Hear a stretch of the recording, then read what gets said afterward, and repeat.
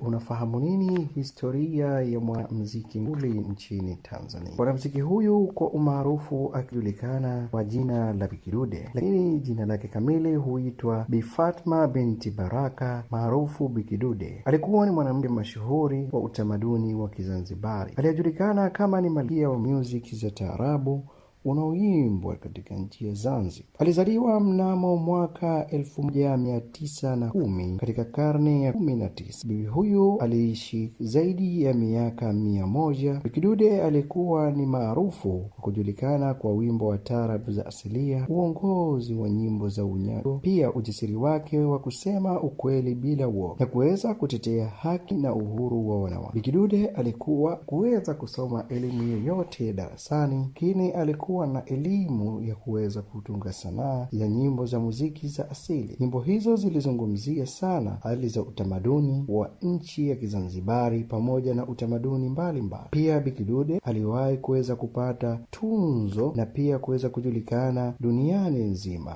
Bi Kidude pia aliweza kufariki mnamo mwaka 2013, lakini jina lake bado linaishi kama ni nguzo za utamaduni wa Waswahili. Vile vile Bi Kidude aliweza kuacha alama kubwa ndani ya nchi ya Tanzania pamoja na Zanzibar kwa ujumla. Bi Kidude aliweza kupata tunzo ya heshima ulioanza kupitia ni Womex Award 2005, ambayo tunzo hiyo aliweza kupata katika tamasha ya muziki la kimataifa la World Music Expo kwa kutambua mchango mkubwa wa muziki duniani. Pia heshima za kitaifa Zanzibar pamoja na Tanzania, serikali na taasisi mbalimbali za sanaa zilimpa vyeti na tunzo za heshima kwa kuendeleza muziki wa taarabu, utamaduni wa Kizanzibari na ujasiri wa mwanamke Zanzibar. Utambulisho wa kimataifa ulikuwa ukitambulisha katika nchi mbalimbali za Ulaya, Asia na Afrika. Jambo hilo lilifanyika kuwa mabalozi wa utamaduni wa Kizanzibari duniani. Hatutoweza kuweza kumsahau mwanamuziki huyo marehemu Bi Kidude na kuikuza Zanzibar kwa ujumla. Endapo ingekuwepo hapa sasa, Zanzibar ingeweza kufika mbali. Je, Bi Kidude anatakiwa kufananishwa na nani ndani ya Zanzibar hii? Mimi msomaji wa makala hii ni Wazen Nasor Jabir. Hii ni Sema Afrika, sogea tukujuze. Usikose kusikiliza makala zijazo.